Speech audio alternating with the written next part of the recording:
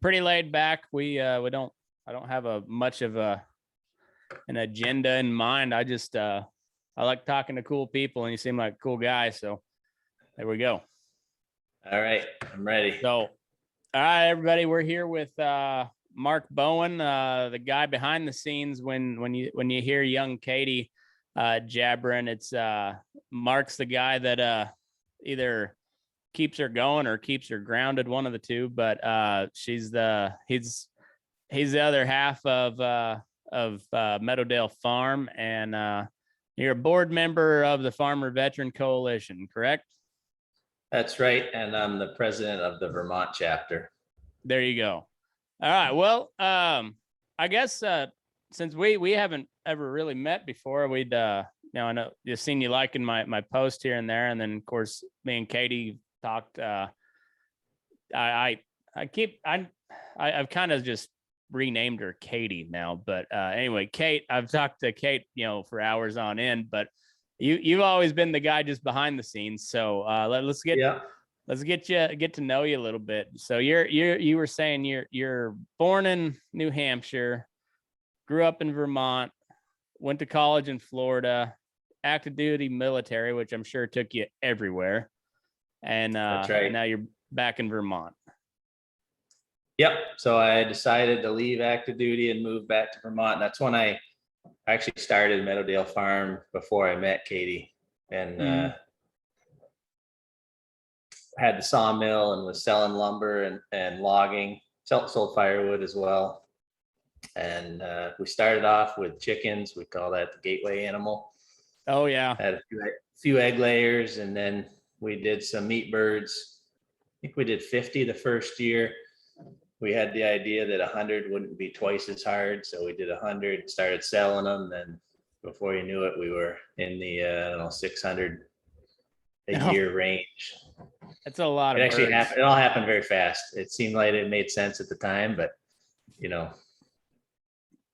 raise a good product and sell it at a fair price. The demand is going to be there. So we found it didn't take very long before we had chickens, and then everybody just assumed that if you can raise chickens, you can raise turkeys. So that's not true at all, but figured we could do it. So we did. So we started doing Thanksgiving turkeys, and that worked out pretty good. We got into lambs and pigs and cows, and we were buying hay, and we decided that it seemed like a lot of fun to make hay. So the next thing you know, we had way too much money invested in equipment, and we were making hay. So then we made too much hay. So then we started to sell hay. It's kind of how it happens, it seems. Yeah. It is a lot of fun. It's a lot of work, but it's a lot of fun. Well, that's pretty cool though. It's you guys just it seems like how those homestead operations always start is you start small, and like you said, the gateway animal is the chicken, and then it escalates from there. And I'm not a chicken fan myself. Like I like chicken because it tastes like whatever you cook it with. And my wife loves chickens, and so when she was gone, I took care of them, and I did the bare minimum to I collected eggs, and I put feed and water in front of them, but that was it. I spent zero extra time. I deal with cows and horses, and so I tend to turn my nose down on chickens, and I don't try not to turn down my nose on anybody raising any animals, because it's it's those type of people are where we're got the same kind of spirit, same kind of thinking. I'm just not a big chicken guy, but hats off to you. Yeah, 600 chickens. That's a lot of damn chickens. Once you do it and you see how much work it takes and how much feed they eat, and then you go to the store and you see where you can, pay 99 cents a pound for a chicken or get a $7 cooked chicken, that's just appalling to me. Yeah. And once you've tasted a real pasture raised, local, fresh chicken, you can't go back. We will never go to the grocery store and buy chicken. That's not going to happen ever. Yeah, I don't blame you there. And see, we don't raise any meat birds, but we don't eat a whole lot of or I try not to eat a whole lot of chicken. I'm a beef and pork type of guy, but I know I was so proud. This was the first here just the other day we knocked one of my big steers, and he just finished out as perfect as you could have asked him. Like, you know, his usually when they're running on finish ration and they get up there. I mean, he was 1520 final weight on him. And you know, a lot of times they'll start, their liver will kind of start to get in bad shape just because they're getting fat. But his liver was perfect, nothing through it. His lungs were clean as a whistle, and just like a, you know, I think the final fat cap on the brisket was about 6 inches, and you know, I told the guy to trim it down to an inch, and you know, just a beautiful choice. You know, USDA choice. If we were to grade him, that's probably what he's going to be, and it was just. It's so cool once that skin comes off and you see, you know, he was getting ready to quarter it, and you see that ribeye, and it's like, man, that's going to be really good for, you know, that's a lot of beef that's going to go into my freezer. And I've watched that steer since he was about 400 pounds, you know, when I bought him, and it's just pretty damn cool. I've rode by him every day.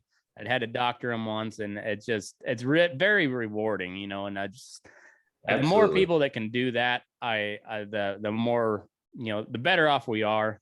That, you know, there's always this bitching back and forth about what's the best way to take on the big packers or whatever. The best way to do it is just go buy from your farmer or your rancher. That's honestly the best way. And on the flip side is if you're raising animals, like, to sell them yourself. Sell the final product yourself and be proud of it and market it the right way. And that's the best way to cut into that packer profit, is to sell the final product yourself. Yeah, you're speaking my language. Yes, so we sir. sell everything. We sell everything retail, individual cuts. You know, we offer some discounts on larger packages. We've actually tried every sales method you can imagine. We did a farmer's market, we did a meat CSA, we delivered meat. We sort of settled on a farm store here, which worked out okay. It's not great, but it worked out okay. You know, we got some customers that came back all the time, and then we got new people that rotated through. We actually had a really nice couple from Boston that got an Airbnb up around here every year. Yeah. They came in one year and they bought a bunch of meat they could grill. Well, they came back, I think, 3 years in a row. Every year they came up on vacation, they stopped in. That's awesome. Our farm store, and actually, like my son got to know their kid a little bit, and they would run around and play when they were here. That's awesome. Kind of cool. Yeah, it's nice to have repeat customers like that. You know, you're doing something right. Yeah, for sure. That's I know exactly what you mean. It's you know, it just when you see the same people coming back, you know, whatever your product be, you know, if I see the same people, you know, commenting on a post or sharing one of my podcasts, you know, like, and especially if they're, you know, I kind of focus on the working cowboy community, and so if you see like one of those, sure enough, like hardcore cowboys sharing some of my stuff out there, like, I know I'm doing something right. And then, you know, so it's always cool. Yeah, well, Katie was playing me one of your podcasts a few days ago where you had, I think, 3 or 4 veterans on. Yeah, they were all cowboys raising beef, and you know, got us thinking that, you know, I didn't hear anybody mention the Farmer Veteran Coalition. Then they are all certainly eligible to become members and help market their brand a little bit more. So then we were thinking, you know, we should come on and tell your audience a little bit about what the Farmer Veteran Coalition is and does, and how it can help you. Yeah, for sure. I'm aware of it, but it's very, very cursory understanding of what I know about it. So yeah, I'd love to hear your pitch or whatever. I'd love to hear more about it, and because you know, I think in the ag community, and I always focus on the cowboy community because that's what I know. I'm not much of a farmer, and I don't know much about agriculture back east, and but I just know ag people in general, or the timber industry, like that type of people. meshes very well with the military culture. My biological dad was a 20-year Army vet. He was a Vietnam vet. He and Desert Storm as well, and I've been surrounded by military people my whole life, and while I never served myself, I know that community very well, and I know the ag community, and there's a lot of overlap, and I think the more that we can do to help each other out, it's a win for everybody. Yeah, absolutely. Yep. What is the Farmer Veteran Coalition? I'm gonna go all the way back to 2010. Okay. That's more or less when the Farmer Veteran Foundation was founded. It was founded by a man named Michael O'Gorman, who was a pioneer in the organic vegetable industry in California and Mexico. But he read an article that said that rural communities are basically paying a disproportionately high price of the casualties in the wars in Iraq and Afghanistan. And was trying to think of a way that he could help. Rural communities are typically agricultural communities, which was something he knew a lot about. And he had the idea that these returning veterans might need a job, and might be a good source of the next generation, so to speak, of farmers and ranchers and agricultural producers. The same traits that make people want to serve in the military, I think translate very well to the agricultural community. Things like perseverance, dedication, work ethic. Not afraid to do the hard work, get your hands dirty, work long hours, get up early, stay up late. So veterans and you are perfectly suited for until it's done. Like there's no absolutely. Like on agriculture and in the military, both, like you quit when the job's done. Like there's not a quitting time until the job is done. That's kind of how it's always worked. And there's like 9 to 5 does not exist in the ag community unless you're a banker, and and unless you're an officer of some sort, or desk duty in the military. 9 to 5 doesn't exist there either. But it's just when the job is done, that's when you go home. Yeah. So Michael posted a flyer in California near where one of the farms was that he was working, and just people to come out to the farm and talk to him and find out more about his ideas and stuff. Well, 3 Gold Star mothers who didn't know each other all showed up to the event they had there, and it struck him immediately that there was something profound about that, and that he had stumbled upon something. So he started a nonprofit. It's very small, took years to grow and develop, and a lot of people helped along the way.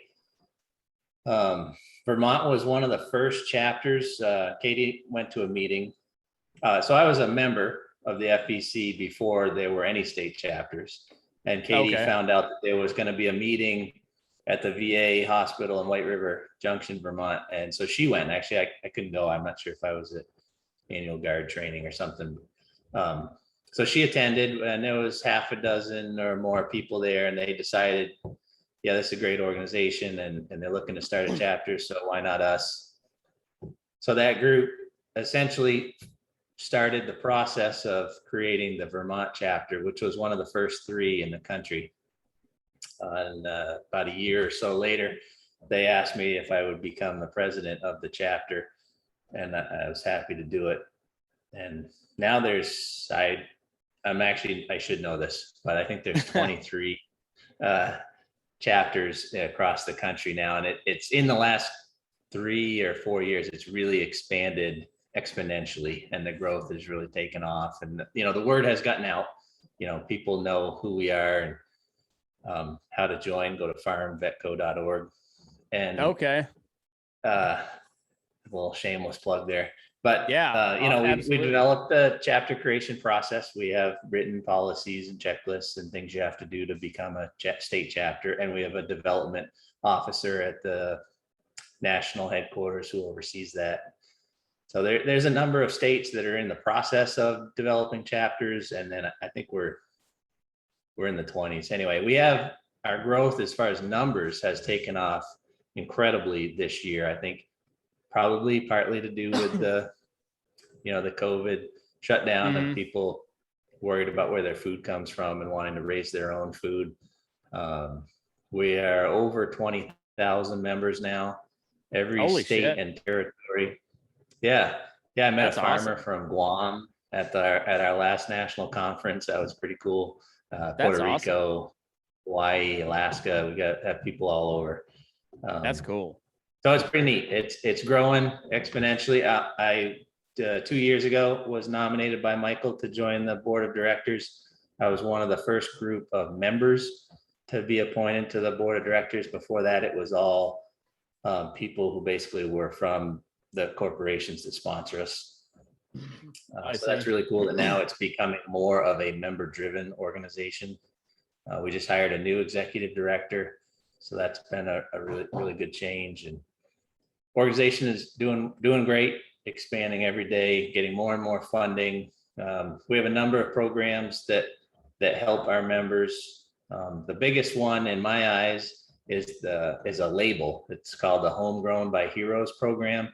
Mhm. It's actually started by the Kentucky Department of Agriculture, but they signed an agreement with the Farmer Veteran Coalition to take it national. So it's a logo that you can qualify for and apply for, and then you can put it on your packaging. So anytime someone sees that logo, they know that they're supporting a veteran-owned farm. And That's also, awesome. we have the sign up on the wall in our farm store, and it's a conversation starter. And once people know that, they feel good about their purchase, that they're helping a veteran fulfill their dream of being self-sufficient and owning their own farm. So that's one way that we help. There's also some training programs that we foster that can help people get the skills and training that they need. A lot of our members didn't grow up on a farm. They didn't inherit their family farm. They're starting a farm. That's what Mhm. Katie and I did. We like to say we're first generation farmers, which is not really true because everybody has a farmer in their Oh yeah. lineage. Yeah, if you But only have to go neither back Katie about. or I grew up on a farm, Yeah. so we have literally started our farm from scratch.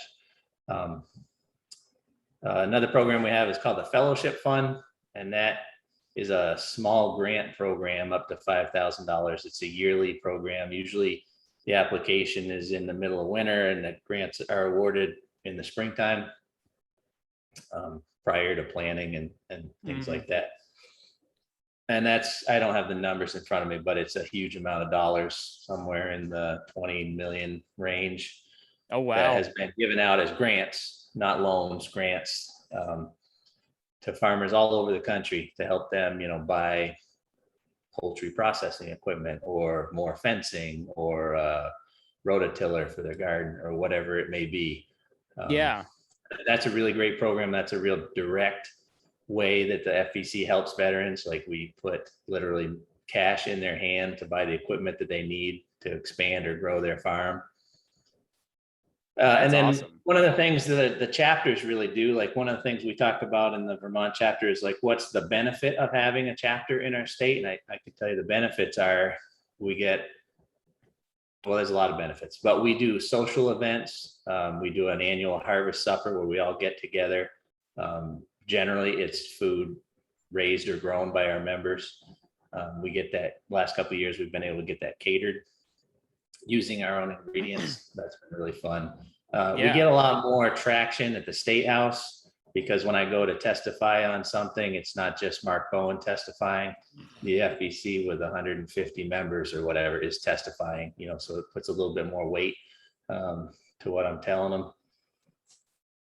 Well, that's awesome. And I imagine that and it's kind of a tale as old as time, or at least as far as the US military goes. Once you're out, you're out. And so like all that brotherhood, camaraderie, and those bonds that you've forged over years through, whether it be through training or battle, like they're gone. And a lot of the guys, it's not so much PTSD really. I mean, there's a lot of PTSD stuff, but it's just no sense of purpose once you get out. Right. And so you having those social events got to be hugely impactful for especially like these guys, the younger guys like yourself coming back from the GWAT stuff, you know. Yeah. And Yeah, the last harvest supper we had a new it was a couple, a veteran and his spouse, and we hadn't met him before. You know, I'd seen his name on the roster and seen some emails and stuff, but I'd never met him in person. And his wife said something that really struck me when they were there, that they felt like they'd found their tribe. Yeah. That really struck me. And I think it's because when you're on active duty in the military, you're surrounded by people who have a singular focus and a mission in front of them, and a social structure that's very delineated, and you know what to do, you know what you're doing when you're doing it. And then you leave the military and all of a sudden you're not surrounded by hundreds of people doing the same thing that you're used to every day. And so it's very isolating. But then when you go to a rural community where you might be the only veteran in that town, or you might be the only farmer in that town, it's even more isolating, which is why I think the social events that we host as a chapter is probably the most important thing that we do. So people can, like they told me, find their tribe, but also just feel like they're not alone. They're not, they're not in it by themselves.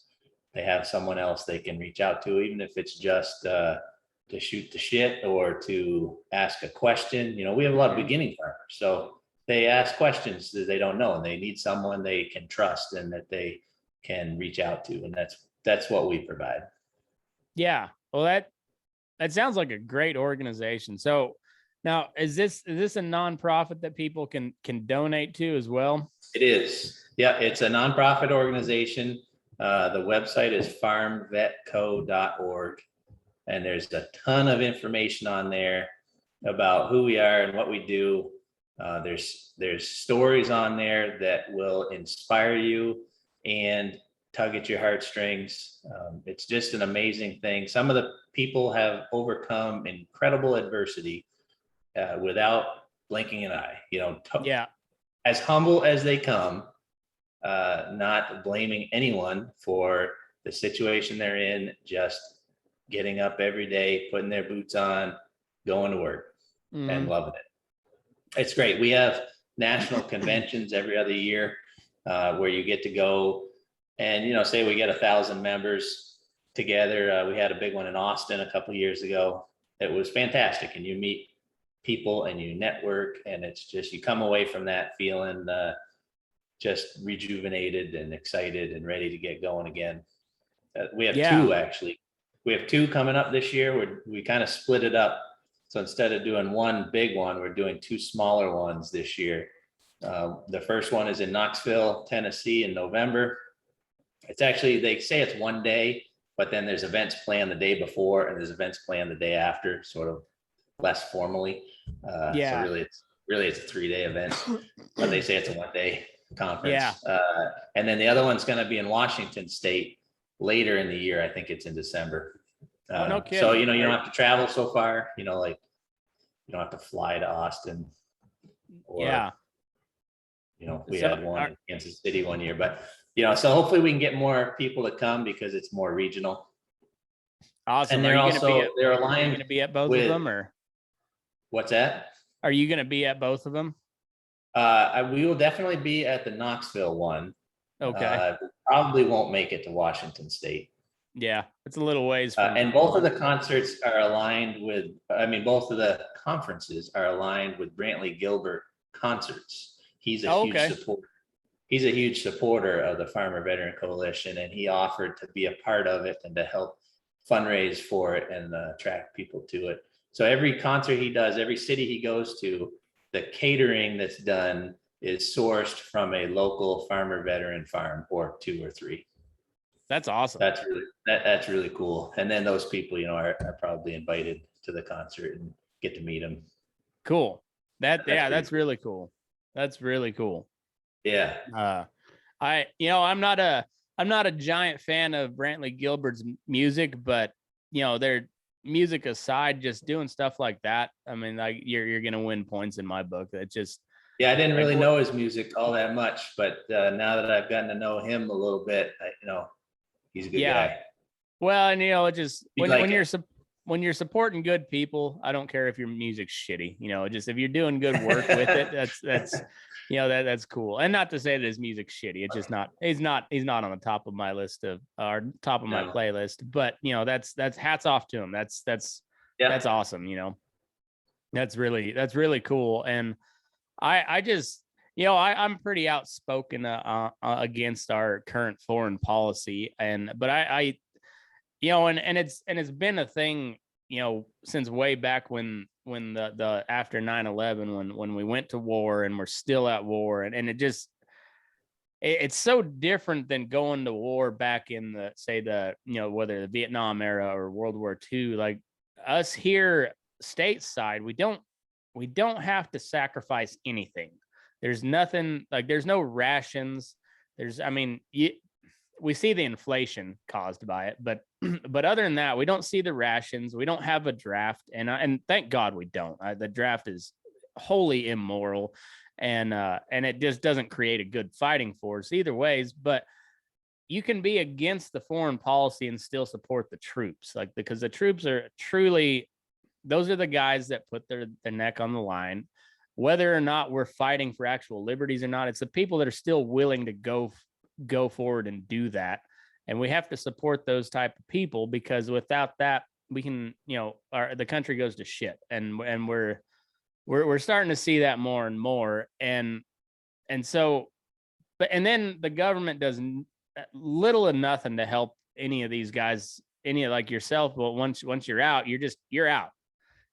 See you later. Maybe you get a GI bill, you get a GI loan or whatever. But outside of that, you can wait in line at the VA, and they can prescribe you some opioids, and that's about all they do for you. And so it's cool to see you guys supporting each other, and seeing people with money to spend that are helping good causes like that. And I hats off to the whole organization. That's really, really cool.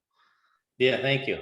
Yeah, we have quite a lot of funding provided by organizations. USDA gives us a fair amount of funding, but a lot of corporations do. A lot of agricultural businesses fund us. As I couldn't list them all, but Tartar is one of them that makes gates and feed troughs, things like that. That's one of them. Tractor Supply is a big one. Tractor Supply is a good company. They, as part of the fellowship fund, they hand out $1,000 gift cards so that we have far too many, I shouldn't say that.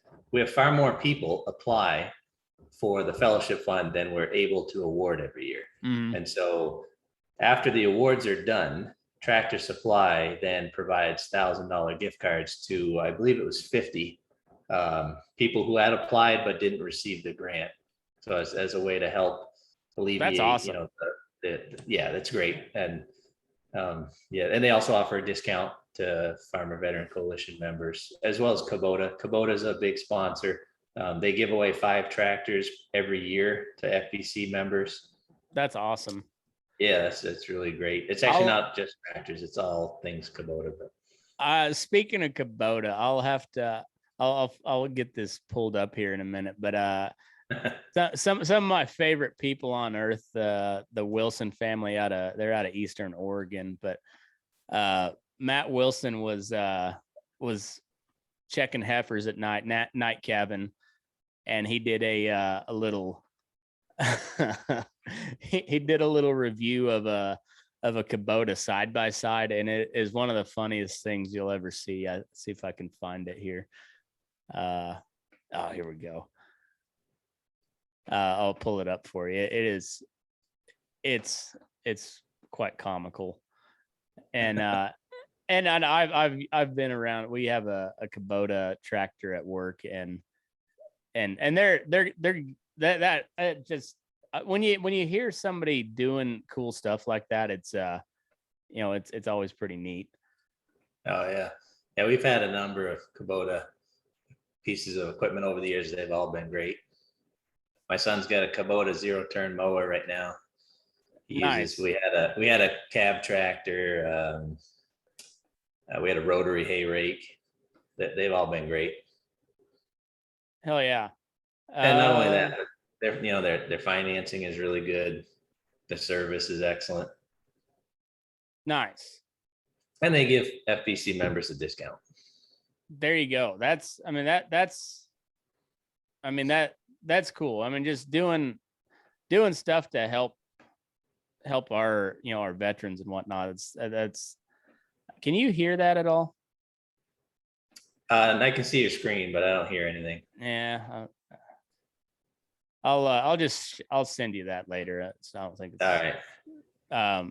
But it's pretty funny. It's and who knows how old that Kubota was, but it's just it's a pretty funny little deal. They're generally bulletproof and run forever. Yeah, you're just not going to get there fast. Yeah, well, the big track skid loader is on my wish list. Yeah, I've never drove a track skid loader. I've ran Bobcats, I've ran New Hollands, I've ran John Deere's, and I think the one we've got at the feedlot is a Case. But I've never ran a Kubota skid loader, and I've never ran a tracked one, but a skid loader might be one of the handiest pieces of, like, I get small piece of large equipment that's ever been created. That is such a handy piece of equipment, and so many implements available to put on it. Oh man, yeah. We rented a jackhammer for a skid loader one time. We were redoing a processing barn when I was back in Kansas, and I wrecked my hearing. I know I did, but it was so much fun. It was so much fun. And we didn't have a big skid loader, so like you had to like really drop it hard to to break into it. But it was a good time. I had probably too much fun with it. I didn't wreck anything, surprisingly, but it was touch and go there for a little while. We just sold our Bobcat rubber tired skid steer that we used to clean out the cow barn. Yeah. So worked great. Let's transition over to the logging side of stuff, because I know that's Kate said that's kind of one of your passions, and that's one of the most manly industries out there. I mean, like if you got to put like a top 3 of manly industries, I'd put like soldier, logger, cowboy. I'd put like all of those right up at the top, because it's just, you never know when you might die. There's always that chance, like, but you don't really think about that going to work, whatever. Like if I shake out a loop and I blow to some big, just nasty old mama cow, there's a good chance at some point if I get her rope, she's going to come right back up the rope at me, and we're going to have a wreck on our hands. But you don't ever think of that when it's just like, dumb shit cowboy is going to go rope anything you can. Like we had our neighbor the other day. Somebody asked me to tell about this, so this is a good enough time to do it. Neighbor across the river had a bunch of sheep, and they're kind of a homesteader type. They've got a whole passel of kids, like something like 10 kids, I think. And they apparently had a bunch of sheep and a border collie dog that didn't listen, apparently. And next thing you know, they're missing 8 ewes and 2 rams. And we're riding out first thing in the morning, and I'm riding along along the side of this lagoon that we have, or settling pond that we have, and here comes this little ram just cruising across the feedlot. And I was like, I don't know what he's doing there, but I'm going to go rope that fucker, because he's not supposed to be here. So I'm going to go rope him. And that's just kind of the mentality we have, like, and you'll see if you join some of the cowboy groups on Facebook, there's always somebody that roped a coyote or roped a pig, down in Texas or California, where they got a bunch of feral hogs, or up, if you get up in the North Country, you'll see somebody rope a bear cub. and that just like first nature is just like, I'm gonna rope something. And I imagine, like, when you're logging, you're just like, what can I use this chainsaw for? Like, what can I do to, like, you got some of the most badass equipment on earth.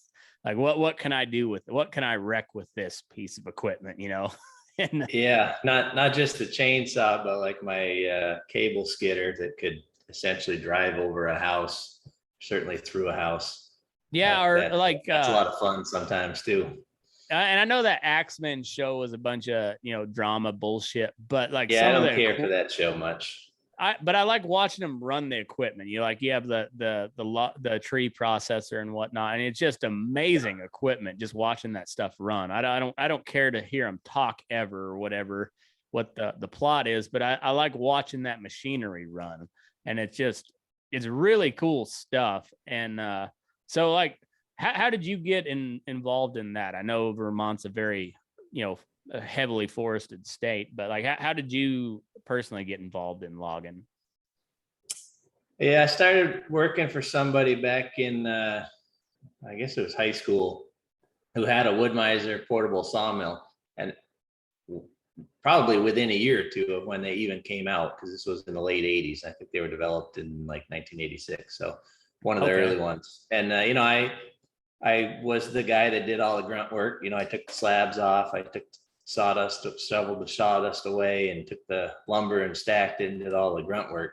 But I was always watching over his shoulder because I was really interested in how he was doing it, how to run the sawmill and stuff. And, I went off to college, and I just was always in my mind that I really enjoyed that time and that work. And it was rewarding to see, like take logs and turn it into lumber and then deliver it and watch somebody build it. And then, you can always drive by and think, hey, I helped make that. I cut the tree and sawed the logs and delivered the lumber that built that house, and now somebody lives in it. That's kind of cool. So that's sort of what I do now. When I was on active duty, I actually was writing my business plan. And so when I left active duty, I had a fairly good business plan, was able to get the funding and buy my first sawmill. And I just started cutting trees. I didn't sell a lot of logs. I've never sold a lot of logs. I generally cut timber and then saw it out myself into lumber. And somewhere along the way, I got connected to some timber framers, and then that sort of became my niche. And so I would cut trees, saw out timbers, posts and beams, and then they would build these timber frame houses. And I did a number of them for friends of mine and people I knew, and community projects as well. And I just really enjoy that. And then somewhere along the way, somebody asked me, they saw some buildings that I had built. They asked me if I could build them one. And so then I got into actually building the houses and the timber frames as well. And that's basically what I do now. My off-farm job is I have a sawmill, and we cut timber generally on the lot where we're going to build the house. So the trees that I cut down to create the building lot go into building the house. That's awesome. Like that. Yeah. That's really cool. Cause then, the people you're building for, like they, it's almost like a vested interest that they have in that particular plot of land. It just like, it's all one big circle of life, if you will, if you want to get all hippy with it, but that's pretty cool. And it creates a story for them. They can look out the window and see the view, and that view is there because we cut the trees to build that house. But it's also taking us back 200 years, because that's how they would have done it when they were first settled this area. They would have cut the trees down to create the fields and the pastures and used it to build the house, whether it was a log cabin or a timber frame, whatever it was all cut on the land and stayed there. That's sort of what we're doing now. It's sort of like, Katie always says we farm the way our grandparents would have. Our farmers, except for some of the equipment, our farm is like pre-World War II in our, our techniques and how we do it and how we handle what we do.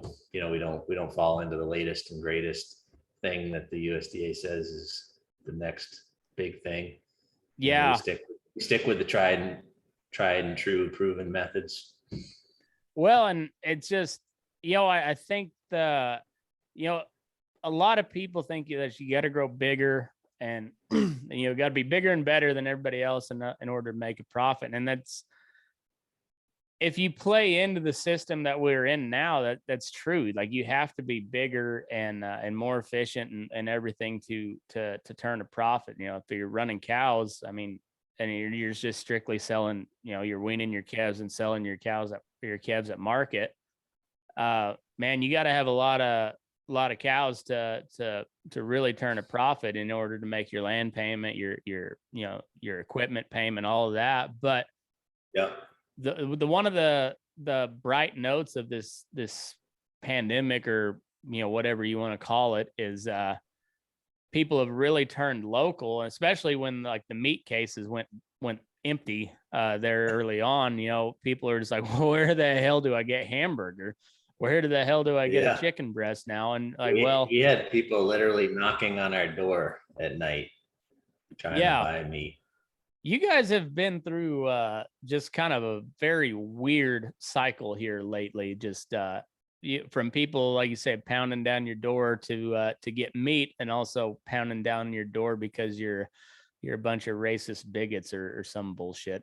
It's been a wild ride for y'all. Yeah, I have been called some pretty terrible things in the last year or so.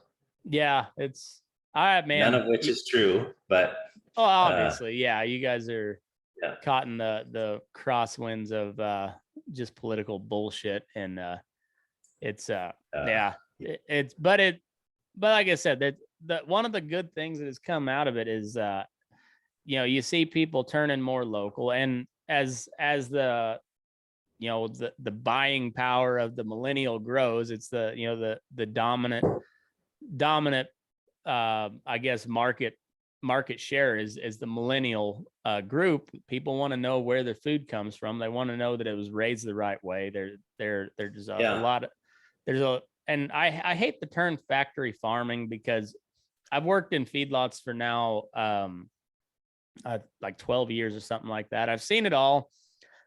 I don't like big corporations any more than anybody else does, but these big feedlots, just the way that the sheer amount of beef that the U.S. consumes and then that we export it per year, there's no way that you can go the Joel Salatin model of being regenerative farming and still feed everybody. You got to have these centers where you can confine cattle and feed them out for 6 to 9 months of their life and still provide good quality beef for everybody. It's an essential part of the whole agriculture ecosystem nowadays, and it gets demonized, but also the small guy just gets left out, and there's got to be some sort of happy medium, and people are realizing that you can call up your local rancher and get a beef. You can go to your local farm down the road and get a couple meat hens, to feed your family, and you might pay a little bit more, but you're going to get a better quality product. You're going to know where it came from, what they're feeding it. You can shake the hand of the person that raised that animal for you, and you get more in touch with your food, and you realize that it doesn't just come from the store. There's a lot of hard backbreaking work that goes into putting food on people's tables.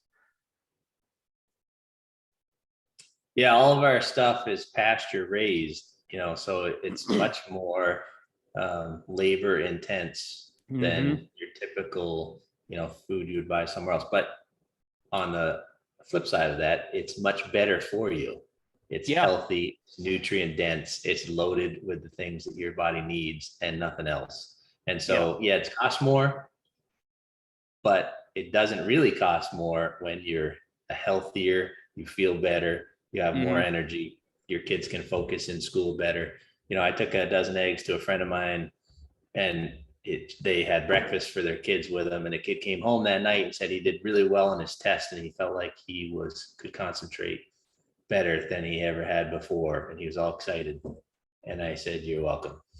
Yeah. And it absolutely was because of the breakfast that he had before he left and how nutritious that was and how it fueled his body and his mind Mhm. for the day. So does it really cost more? I don't know, because if you're not paying thousands of dollars in medical bills and Mhm. supplements and emergency room visits and monthly prescriptions, it's not really any more They're not expensive. hacking off your foot 30 years down the road because you got Exactly. diabetes. Yeah. I mean, what's more important, Yeah. really? Your health. Right. And the Yeah. food you eat plays a huge role in that. So Mhm. isn't it worth paying a little bit more? I Yeah. think so. Our I, customers I, think so. I think you're right. And it's, no, and it just putting a face on the product too. It's not just a package of chicken breasts at the store. Right. It comes from these people down the road. This comes from Meadowdale Farm. It comes from, like eventually, like I've got another steer that's going to be ready to butcher out here in about a month or so. And hopefully I can get that thing sold where I can buy a couple more and do the same thing, and just, Yeah. it's stuff. I see those animals every day or 5 days a week when I'm at work. I ride by those animals. I make sure they're doing good. I make sure that their water's clean. If they're standing at the feed bunk bawling, I'm gonna be like, hey, I'm gonna yell at my feed truck drivers like, get back on schedule. Like that's the thing is animals they're creatures of habit. Especially cattle. They're creatures of habit. So there's a lot of science that goes into it as well. And that wasn't quite as much of a focus back in the early days of farming because we didn't know as much. But now we know, like, the optimal performance when you've got cattle on feed them within 15 minutes of the same time every day, and that's gonna optimize their performance. They're gonna gain better, they're gonna convert better, and they just, it gets them through the system faster, and you're gonna have a better quality product that way. That's the biggest difference between grass-fed and grain-fed beef is you're gonna have a more uniform product when you finish them out on grain, because you can control their diet and you can maximize that performance. And but it's cool when you can put all that together and still have a face to put it to. You can handshake somebody like, I know where this product comes from, and I know that these are good people and they're taking good care of these animals, and it's going to be good quality. And in my case, it's some of the best quality protein that you can get for your family.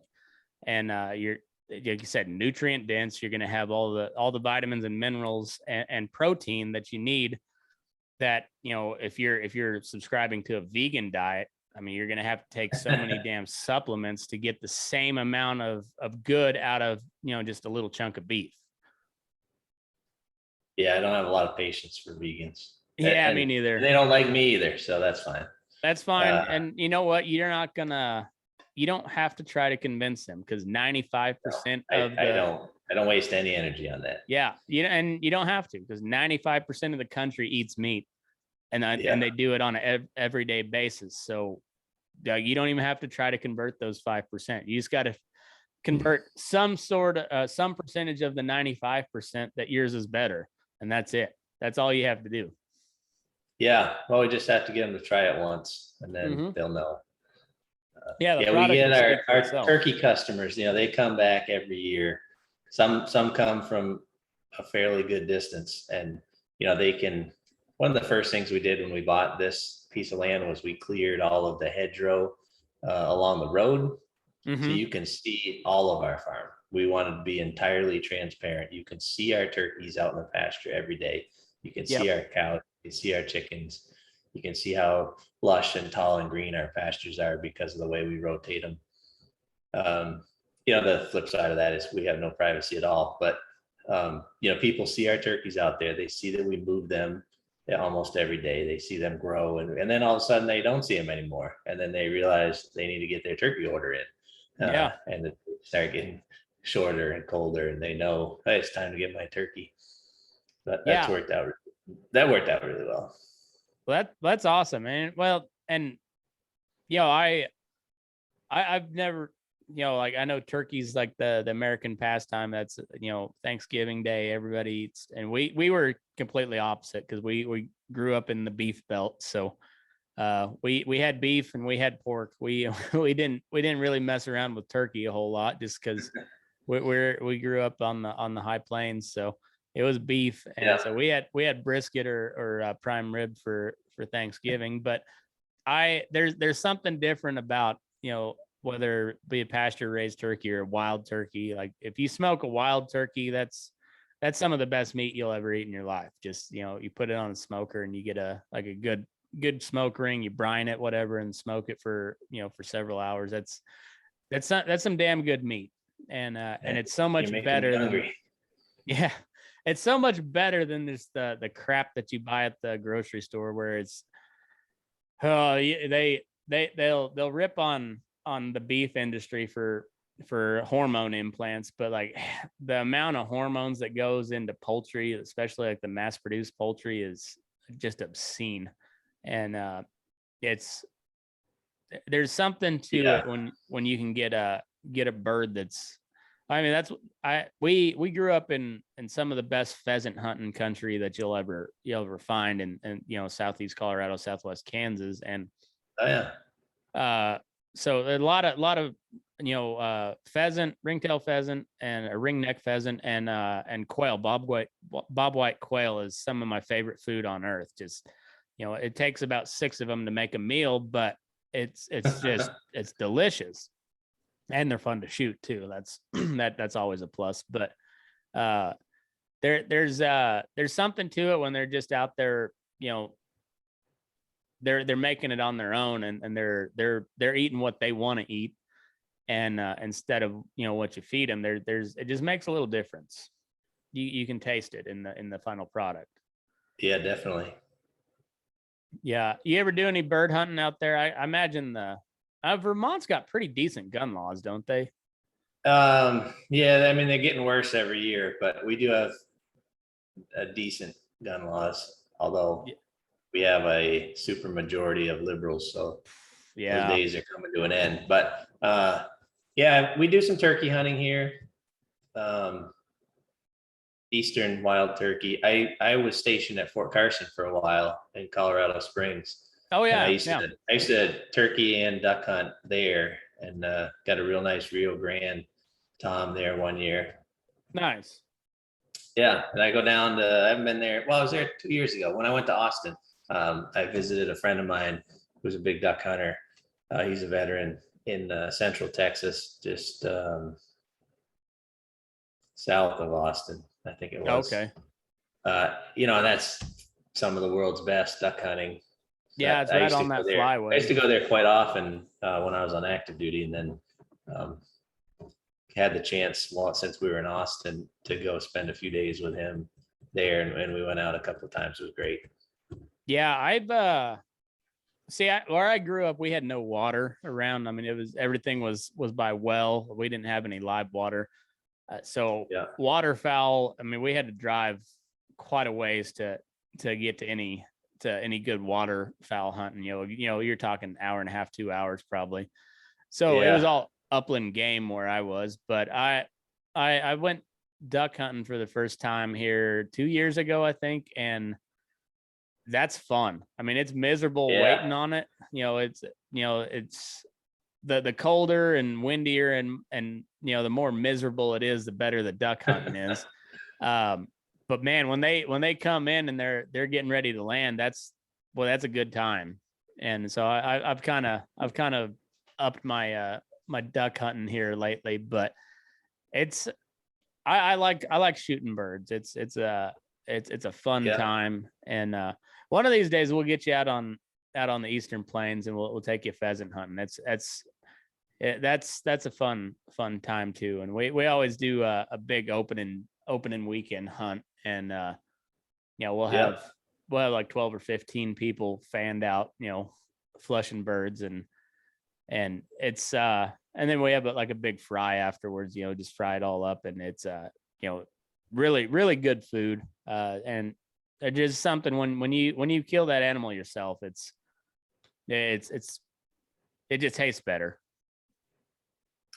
Yeah, definitely. I was kind of spoiled with the duck hunting because in Colorado and then Central Texas, that's the eastern side of the Rockies is the flyway, and then Oh Central yeah. Texas is where they're going. So, Yep. I was kind of spoiled. We had some fantastic duck hunting. Oh yeah. Yeah. It's oh, it can be good out here. There's my father-in-law talks about 20, 30 years ago when there was just a ton of ducks and geese, but it's been of course it's been kind of droughty here lately, but I don't know. That's a fun. That's a whole new side of hunting that I had never been part of before, and it's fun to shoot them. That's for Yeah, sure. it's generally, from my experience, it's really early in the morning. It's fast and furious, and then you're done by 8 o'clock. Yeah. Yeah. You So either miss a still whole have the whole bunch. day to get back to work. Right. Yeah. You either miss everything or like you fill your bag within, 30 minutes, something like that. Right. It's Yeah. and but it's yeah, like you said, you're getting off shots. I mean, you almost have to have an auto loader at that point because they just come in just so fast. So if you're running a pump shotgun, Yeah. like you're at a That's what I pretty do. Yeah. I am same here, and I can shoot decently fast, but it's just nothing. If you got an auto loader, you're miles ahead of a guy with a pump. Yeah. But it's fun either way. It's something I just kind of got into, but I do enjoy it. It's one of those things where once you get that first experience and you hear the wings coming in, you're just like, oh shit, here we go. And then once the action happens, you're just like, I get it. I get it. Yeah, especially, if you're with someone, and I don't have this skill, but if you're with someone that can really talk to the ducks and call them in, Yeah. with some skills, and they come right in and they set their wings and they're going to come right to you. And then you have a dog that's well trained that retrieves them. Yeah. That's part of the skill that it takes to hunt ducks, is you need to train a good dog. And then when you have that, it's really fun to be a part of. Yeah. Yeah, for sure.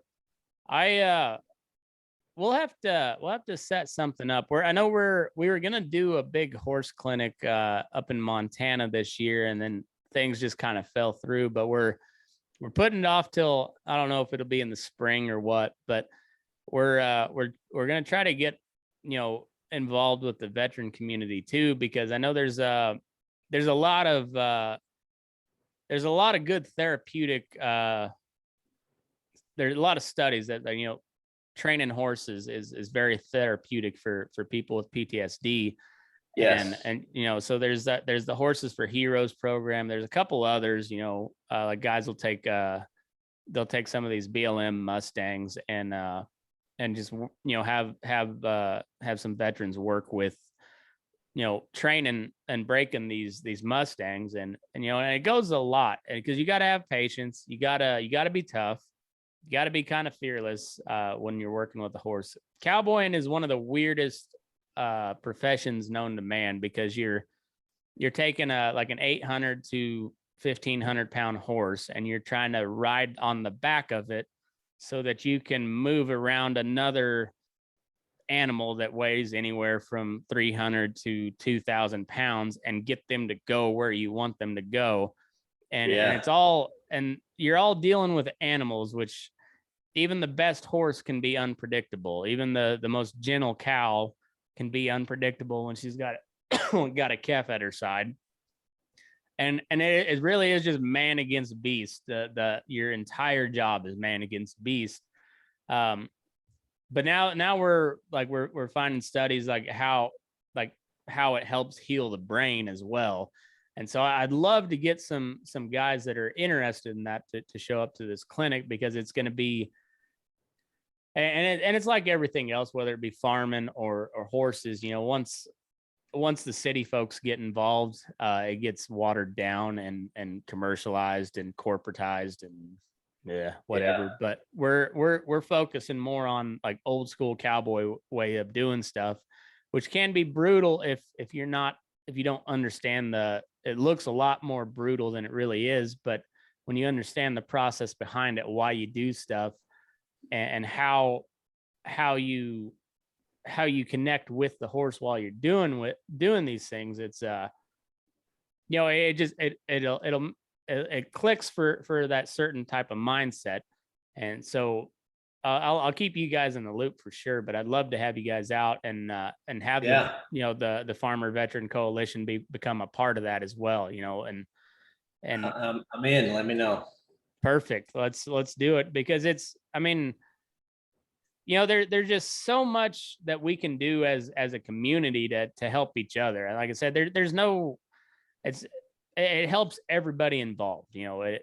It gives back to, maybe there's folks like myself and plenty of other people that never served, but we get why you guys did. And we get that you're not getting the appreciation that you should get from from the government. Like they have a duty to take care of you guys after they put you through hell, and they don't. So then that falls on to us as the general public. So it's a way of helping each other, everybody out. And the helping hand deal is a lot of people are afraid to take a helping hand, but it needs to be there. You've always got to be able to help your neighbor. That's part of the ag community. That's one of the core principles of the military, is you look out for the guy to the left and the right of you.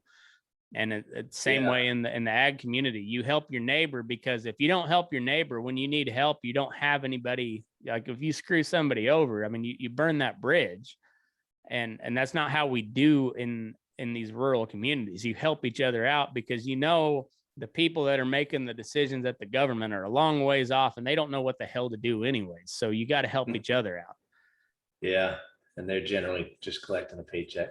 Exactly. Yeah. They're just milking every bit of money out of you they can. And then they're saying they're doing a good job for you so they can get reelected. That's typically how it works. Oh, you're talking about politicians. Yeah, I should point out though that I have had pretty good luck with the VA. I think it depends on where you are. Here in Vermont, we have a fairly small one, so I think they're not quite as overwhelmed as a lot of them are. Yeah. And I've been very fortunate, with one exception. They've taken really good care of me. Well, that's good. I am glad to hear that. It's you hear a lot of horror stories, and I know it's not not a you can never put a blanket statement on it, but by and large, it's people helping people. You can't trust the government to do it. And just I don't know. I just, the way I've always, I guess my experience is that they're just that mindset of whether you're farming or ranching or logging, whatever. And then the military mindset, it's all, they're very compatible with each other. And we can help each other out a lot, because when you're in the military, like I said, you do the job till it's done. You work until the job is done. And it's the same way on the farm or the ranch. And it's just a compatible mindset. Yeah, somebody asked me one time how I knew when the day was done, like how I knew when to stop. And I probably looked like an idiot because I didn't really know what to say. Yeah. Like you said, it's not 9 to 5. You don't just stop because your clock says it's time to stop. You stop when you have no more responsibilities to take care of that day. Right. And I was kind of dumbfounded a little. I probably looked at them with like a blank stare, thinking of how to respond to that question. I mean, they didn't mean anything by it. They weren't trying to be rude or disrespectful. They were just curious, Yeah. But I didn't really have a good answer, but like you said, you stop when you're done. You don't stop until you're done, which is exactly the same, whether you're in the military or you're in some sort of farming enterprise. Yeah. You have a job and you do it. And then when you're done, you're done. there's some days where you just got to find a good stopping point, because if you don't stop at some point, you got to sleep at some point. So Right. you just like, all right, this is good. Like I will not, if I stop here, it's not all going to go to shit, but like I have to get to this point in order Right. to call it good. And Yeah. it's just, I there's been, since I graduated college, I think I've spent one full Christmas day at home. Every other Christmas is, I got to go ride pins, because those cows still get sick on Christmas. They don't care that it's Jesus's birthday. They don't give two shits about that. You still got to go check them. You got to make sure they got feed. You got to make sure they got water. And then when that's done, then I can go open presents with my kids or the rest of my family. But until then, like that's how I make my living. That's how we put food on the table. And the kids know that too. You take care of the animals first, because they take care of us. Yeah, absolutely.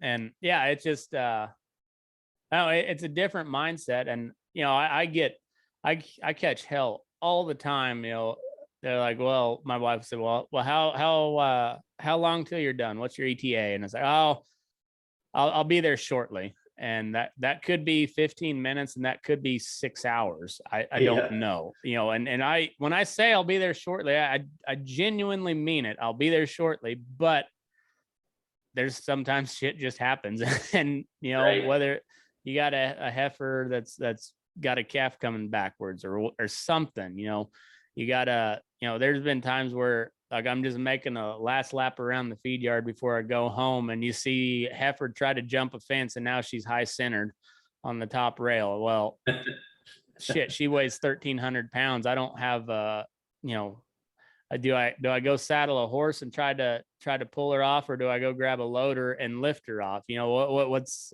either way, it turns into like an hour-long process of getting that animal off the fence. And then you got to assess, do I need to take her to the chute and get her doctored, or is she going to be good till morning or whatever? There's always something like that. And so you don't have a set schedule. It just, the work dictates how long you work. Yeah. And the work is always different, at least here. This time of year, we're making hay. We could be done at 6 o'clock. We could be done at midnight. And I can't really tell you which it'll be, because we could plan for 6, and the bale wrapper could break, and we could be fixing it in the dark, and then have to go back to wrapping bales and be done at midnight. I think Katie's pretty familiar with that, and she's pretty used to wrapping my dinner in aluminum foil and keeping it warm. Yeah. You might have like 2 windrows left to bale, and then you throw a bearing and. Oh yeah. Man, we had one summer. It was one right after another. Yep. I get one thing fixed, we'd go try it out, and something else would break. Yeah. How many cuttings do you guys get on your hay crop? We do 2. Some people try to squeeze in 3 typically, and we did once. We tried that, and the 3rd cut's just not worth doing. It's just so short, so thin. It's not worth our time. Well, and you guys got a real short growing season too, don't you? Oh yeah. It's not unusual to get snow in April. And if you're not done making hay, early October, then you're probably screwed. Yeah. I know where I grew up. I like to say that we waste our whole summer just preparing to survive winter. Yeah. When I was up in Montana, I was on a ranch up there. It was about 60 miles from the Canadian border. And they said there's 2 seasons up there. There's winter and getting ready for winter. Those are the only 2 seasons in Montana. That's exactly right. Yeah. And but growing up on the, on the high plains, they would get, if you had irrigated ground, you could probably get 4, sometimes you get 5 cuttings, but that 5th cutting usually laid on the ground for, curing for a long time. But It doesn't work this way for us because our cows are nowhere near our hay fields, but if you can, some people will then put up some fencing and graze their third cut. Oh, okay. That would be fantastic. But we lease all our hay fields. They're not here at the farm, and I'm not moving my cows to them. Yeah, you Putting it, probably can't trail your cattle over there. No, and Vermont the very fencing well. is so expensive, and not having them here where I can keep an eye on them and keep track of them and make sure they're safe and watered and fed. Yeah. If I didn't have a day job, maybe that'd be different. But I go to work every morning and come home at the end of the day, and then do the farming. So Yeah. It's well, and you guys I mean, your acreage wise in Vermont, you guys are pretty small plots, I would imagine. yeah, I mean, even the big farms here are nothing compared to out west. Yeah. We hay about 100 acres. That's it. Yeah, that 100 acres wouldn't get you much here. it's I know That. yeah, there's guys that run cows out on the desert there, and they're running about 140 acres per pair is what they run on that. Yeah. So it's yeah, it's a little different. No, those cows out here, it's high speed grazing out here. they're moving they got to earn their living. It's yeah, we can have about a cow per acre here. That's pretty. That's with our rotational grazing, and then our feeding hay in the winter. Yeah, that's almost unfathomable to where I grew up, because like Yeah, the high plains, you're looking at about 40 acres per pair, and then out here, if you're not in the valleys where live water running through and irrigated ground, if you're out on the desert, I mean, though, like I said, those my buddy Parker Jordan, he posted a picture out on the desert by Battle Mountain, Nevada, and somebody commented and said, "What do they eat out there?" He said, "I have no idea, but they're all fat." So it just they got to work for it. But it's that's one of the great things about this country. There's so much cool land to see, where you got lush green grass and thick timber there in Vermont, and then it's just nothing but sagebrush out here. I mean, some beautiful mountains, beautiful country, but you get out into that high desert stuff, and it makes you wonder how anything lives out here, but they do. They make it work. Yeah. It's fascinating country, but kind of getting late your time, Mark, but shit, that's a good visit. I enjoyed it was good to finally meet you. Yeah, you as well. You got a hell of a wife. She's a good one. It seems like you keep her relatively in check. So that's good. I guess I'll hang on to her. Yeah, that's good. Well, good luck on the transition you guys got going, and thank you. Yeah, we're excited. Yeah, I'm excited for you guys too. I'm it breaks my heart that you guys both love Vermont, and it sucks what it's come down to, but it's just at some point you got to cut your losses and head west. That's the story of America, ain't it? Yeah. Well, when this is all over, we'll come on again and tell you all about it. Yeah, for sure. Well, and we'll get down there and visit you one of these days, and that's it's been on my sounds good. It's been on my bucket list. So, and we'll get you guys out here too, and we'll get you to witness some cowboy shit.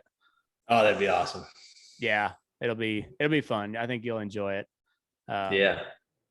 We you guys aren't going anywhere. You're part of the Burning Daylight crew now, so we're all interconnected. Sounds good. Well, Mark, I guess tell everybody where they can find out more about the Farmer Veteran Coalition and all that. Yeah, go to the farmvetco.org, short for Farmer Veteran Coalition. Farmvetco.org. Facebook, just search for Farmer Veteran Coalition. Farmer Veteran Coalition of Vermont. Katie takes care of our Facebook page. It's great. Check it out. It's free to join. There's no annual dues. There's no membership fee. You do have to, I believe, upload your DD 214 to prove that you are in fact a veteran. There is a little bit longer process to apply for the Homegrown by Heroes label, but it's not very arduous. If you're a veteran, honorably discharged, you qualify for it. So check it out, sign up. The more membership we have, the more funding we get. Donors like to see, numbers of members before they write big checks. So check it out, join, get involved. If your state has a chapter, join your chapter. If your state doesn't have a chapter, there's probably somebody in your state trying to start a chapter. So reach out and get involved. It's, it's a volunteer, member-driven organization. So it is what we make it. Perfect. Well, yeah, it sounds like it's a very grassroots deal, and those are always the best things, is when it's, like you said, when it's member driven, and it's, that's the purest form of any organization, and when it's driven by the members. So I like it. And Mark, appreciate it once again. And you're very welcome. Thanks everybody for tuning in. Mark, you'll stick around for just a few minutes after here, but sure. Everybody else, move your ass. We're burning daylight.